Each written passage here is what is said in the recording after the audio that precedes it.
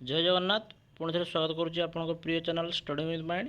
तो पिला माने आपण मानकर जो बीईडी 2 वर्षिया कोर्स रोचे बीएचईडी आउ एमएड तो यही पोस्ट गुड़ाकर 2024 रो एंट्रांस एग्जाम जो हुए तुम मानकर तो तार एप्लाई डेट आसी पिला माने।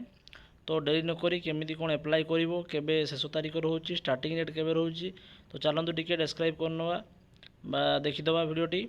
तो आपण मान भावुँ आशा करी भिडियोटी बहुत हेल्पफुल हम। बहुत पिला जापारती बहुत अल्प दिन समय अवधि रोचे तो तुम यथाशीघ्र संभव या एप्लाई करनब अल्प दिन मध्यम एप्लाई सरी जाए। तो चलतु डेरी नक वीडियो स्टार्ट करवा। तो ये हूँ नोटिफिकेशन टी जोटा कि रही टाइमलाइन फॉर 2 ईयर बीएडी बीएचईडी and MEd entrance test 2024 academic year जो रोचे 24-25 टीचर एजुकेशन कोर्स जोटा कि साम्स ओडिशा तरफ। तो तार available of online common application form जोटा कि रोचे आपर 29 मे 2024 आरंभ हम। एप्लाई 2टा PM रु स्टार्ट होची एवं शेष होगापी जाऊँगी तुम last date of apply online रो 10 जून। तो आपंकर मोटामोटी भाव में देखापी गले 13-14 दिन रोचे एप्लाई डेट। तो यथाशीघ्र संभव एप्लाई करदे ना साइड जाम मार संभावना रही। सहित एडिटिंग करने रही डेट लास्ट हूँ जून मास 11 तारीख दिन रो।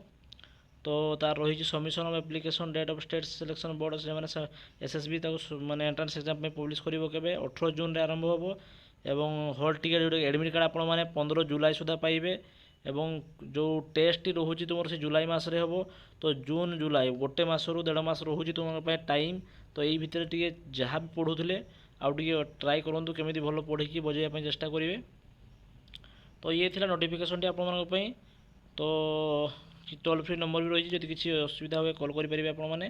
तो गोटे काम करूँ या यथाशीघ्र समय एप्लाई कर दिंतु। एप्लाई वीडियो मुझे अपलोड करी किसी असुविधा हबार ना आप।